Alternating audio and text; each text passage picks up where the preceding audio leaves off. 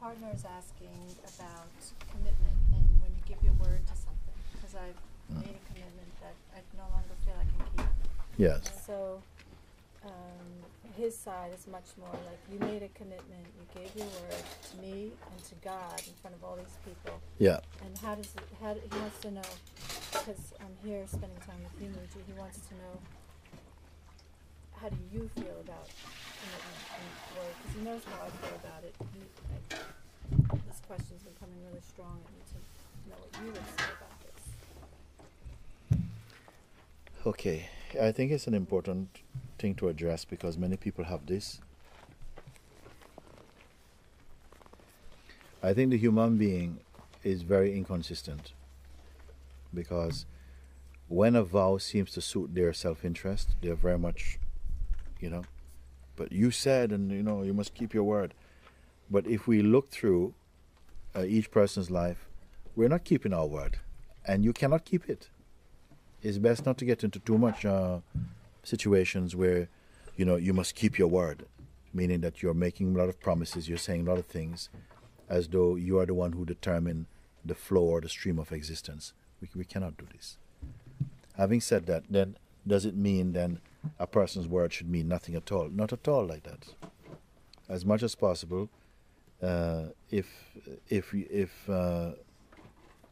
something feels true in your heart, you can say, this I feel strongly about this at the moment, but I realize that nothing I say can be fixed forever. I think it's a fantasy, a spiritual fantasy of human beings to think that they can make a vow or a promise that they will keep forever. There are some beings who their mentality, their mind, their consciousness is so stable that they can say a thing and somehow it seems that it gets fulfilled like that. But for the regular person whose mind is immersed in the ego, they have no such power. They have no such power. Because if we really did have that type of power, then we could also determine exactly the existence we want and live it. You don't have this power. We can say that, and there's a beautiful way in which I've heard it expressed, that a certain thing is like this for now.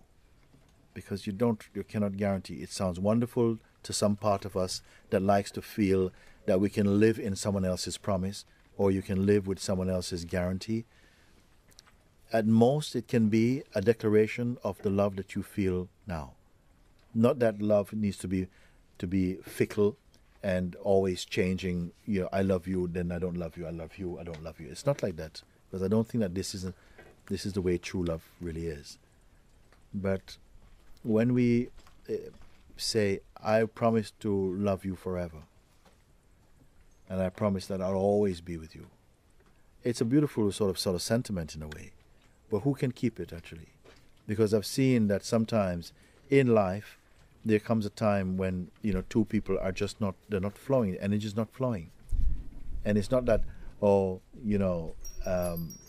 one person just decide. It's like something is not flowing, and maybe both people feel a very strong sense of commitment that we want to honor our commitment.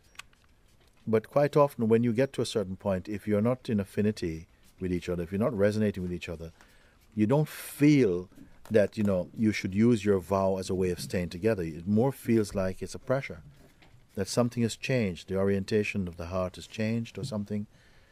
And especially there are times when you do know these things deeply, that the feeling of love or commitment to this person, something has changed, and you're going to say, but I promise to be like this with you forever. Then it feels very different.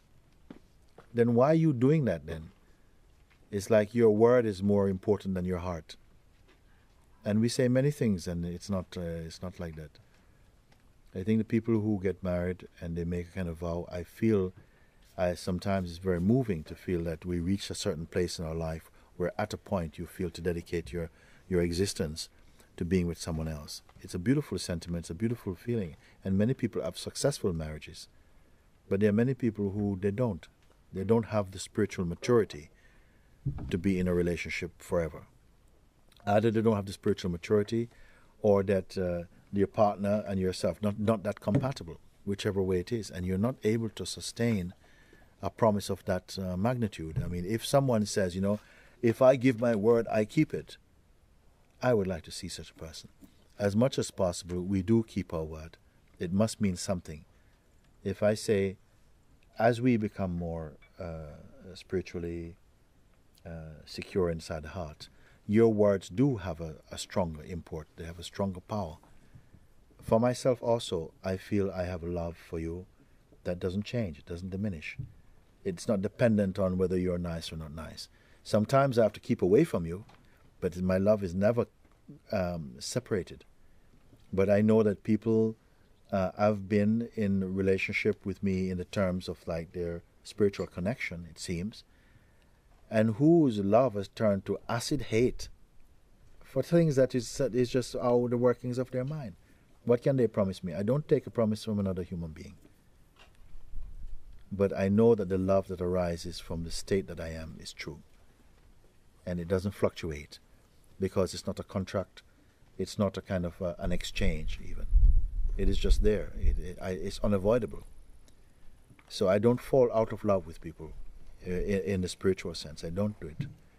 And yet at the same time, I feel that the love of most human beings is very fickle. Now I love you and I'll be with you. And the next minute, now they're kind of stabbing you in your back, you know. It can be like this. So how can such a person make a vow that has such a depth of credibility? If your mind is not stable, if your sense of who you are is founded upon the wrong notions, how can what you say be so stable? And such ideas like, you do it in the presence of God. Like God is going to say, ha, you gave your word, why didn't you keep it? That's a joke. He knows you can't keep it. And nothing you say is that strong. He's glad you cannot keep your word, so that you may come to see that the words that come from the mouth of a man who is not immersed in the heart, they have no validity. There's nothing ultimate about it. How can God be disappointed? This is a complete joke. It's a very childish idea about God. He's going to hold you, you said it in front of God. God is the first one to say, listen, relax. Don't take yourself so seriously. When have you ever said anything that is true? You see? So we mustn't be afraid of these things, because you at the time said what you say in good faith. Whether you have the capacity, and certainly you cannot determine for someone else, I'm going to love you, we're going to be compatible for the rest of our lives. Some people, the destiny of their relationship is meant to be for a short time.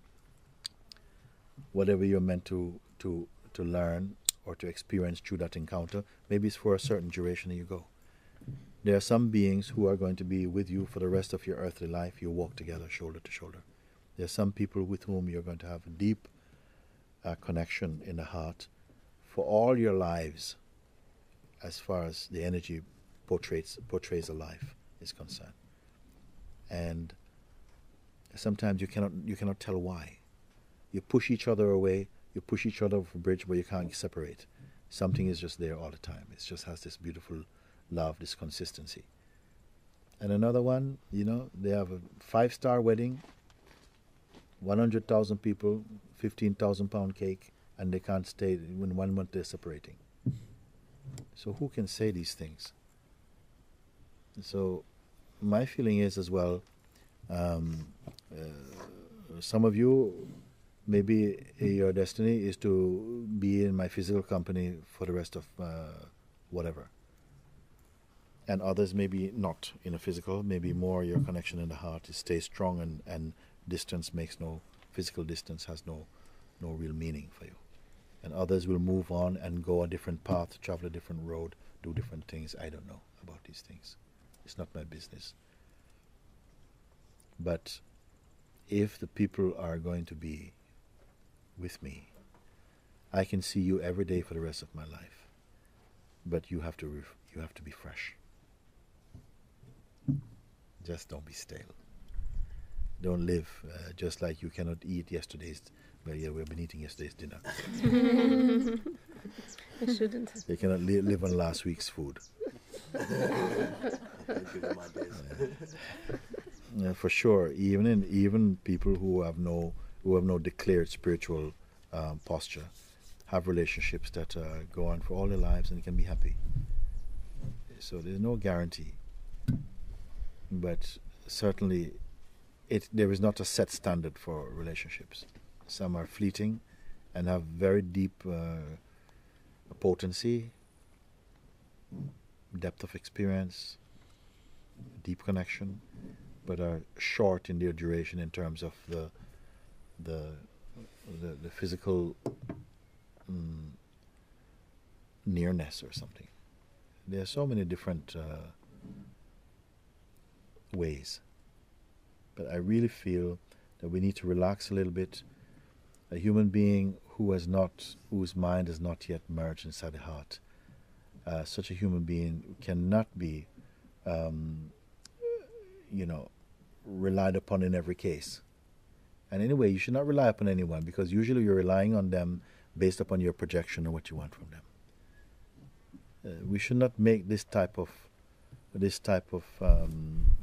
what you may call it, commitment, unless you really feel it in your heart, and you may say, I love you and I promise love you for the rest of my life. And if you're so beautiful in that moment, and then things change, and if you're both intelligent, you can both understand and say, you know what, we love each other, but somehow our lives are not flowing together so well, and let's be good friends, And people have this type of relationships also.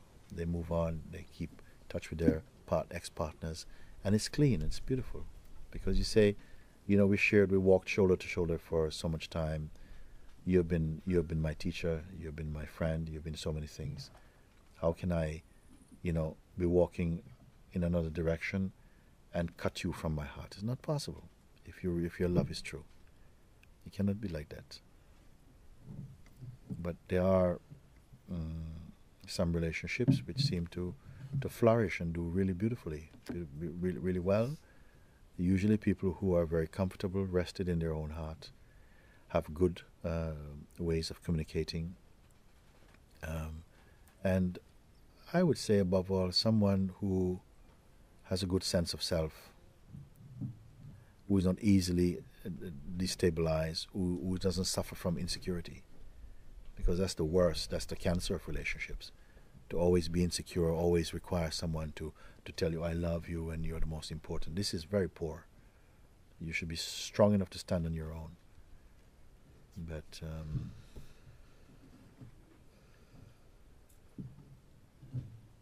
we don't have to make so many promises, that's the point. We don't have to make so many promises. Sometimes they sound great. Some people, their weakness is making promises to other people. I promise you I'll do this. Oh, I'm going to do this. And then they haven't got the stamina.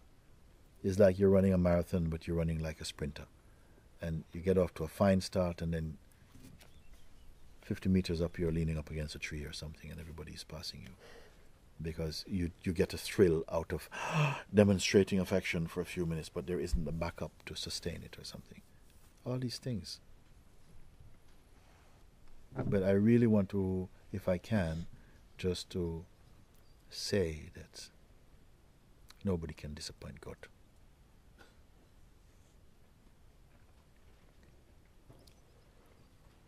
Or make God angry. These type of things, they are very, very show the human fallibility to say such things, and such a limited and narrow view of the Supreme Being. We are in each of our expression one of the stage names of God. Each one is a mask of God. While we are in the notion that we are just people, there's a narrowness in that. But when we come to real understanding, your life becomes so much lighter, so much brighter when you find the truth. That nobody puts you here to beat you. We beat ourselves, actually, by expecting the impossible in a silly way. But as far as relationships are concerned, I think when someone tries to hold you, but you said you would, it's the most horrible thing to do. Because we are saying many things that we can't fulfill. And as you come more to find your own strength, you're not inclined to make promises. Because you see the futility of them and the unfairness. They're very unreasonable. And so I feel that when we do that with each other, it's show a real lack of understanding of life, of consciousness, of just of existence. It's very narrow. And out of that type of, holding you to your word, it never come anything beautiful. Just pain and pressure. It doesn't end up with a smile at all.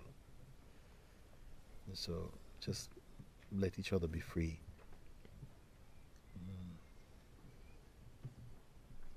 And trust. If there's something there, you don't have to be going around, peeping on each other. If there's something, trust is there, then something relaxes more. But it takes time to trust. And I believe that people should slow down, take time to trust. Don't have the arrogance of thinking, well, because you're going out with me, you should trust me. Most human beings are so untrustworthy. So trust has to be developed and matured or something. But I think we can relax a lot more about these things. Don't think that another human being is here to make you happy. The purpose of their existence is to make you happy. It's a real arrogance. But you can be happy with many people. You can be happy with one person in a certain kind of relationship. It can be very beautiful, very sweet.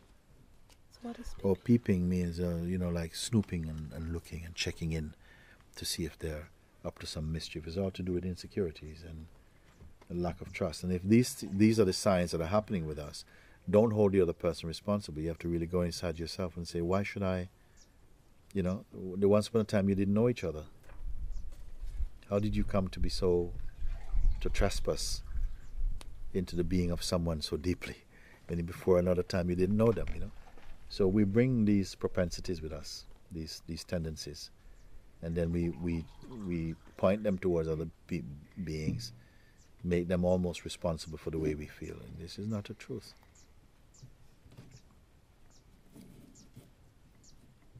Because love cannot be expressed at the point of a gun, You said you love me. Yeah, I did say that, but I couldn't manage it. I just couldn't keep it up. You scared the hell out of me.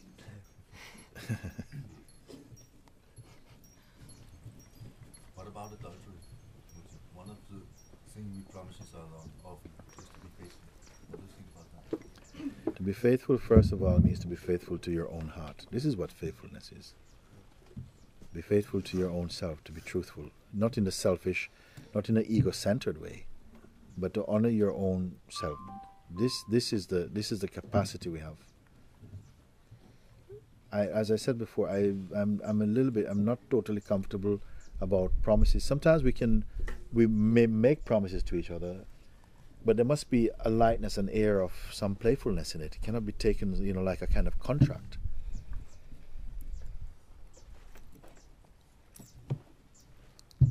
You cannot say, okay, tomorrow at 22 minutes to 2 o'clock, you're going to have a certain feeling. Can you say this? You cannot say that. You can say it, but it won't have any meaning.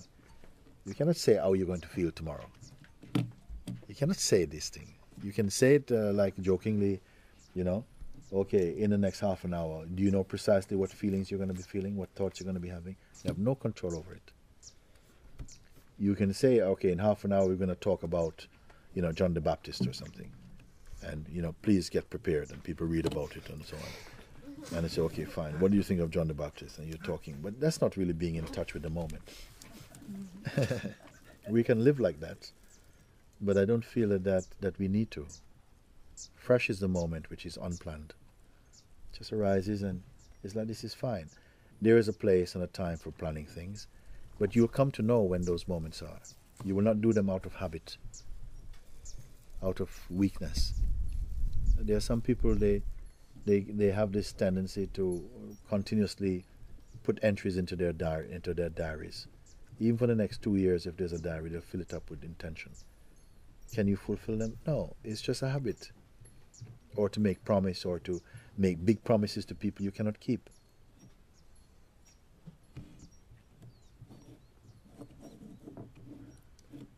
And this is why quite often I feel we're not in the moment. We don't really know ourselves in the moment. we know ourselves in the past, we know ourselves into the future projections. But about the present, very people give anything, because the present is not an interpretation of itself, it's just there. But the mind finds it's not enough. We have to spice it up with some projections or some expectations or something like this. And then we suffer from the very projections that we encourage. I don't find these things are really nurturing to love. I think they're misguided and misunderstood, ill-conceived. They're not the fragrances of real love. That love is to be discovered, not created.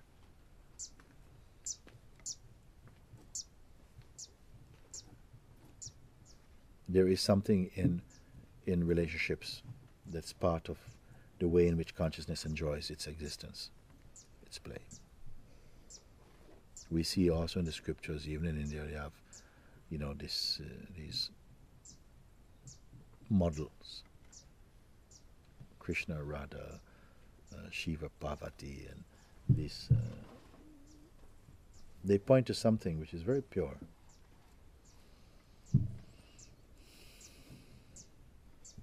But some people can't manage it.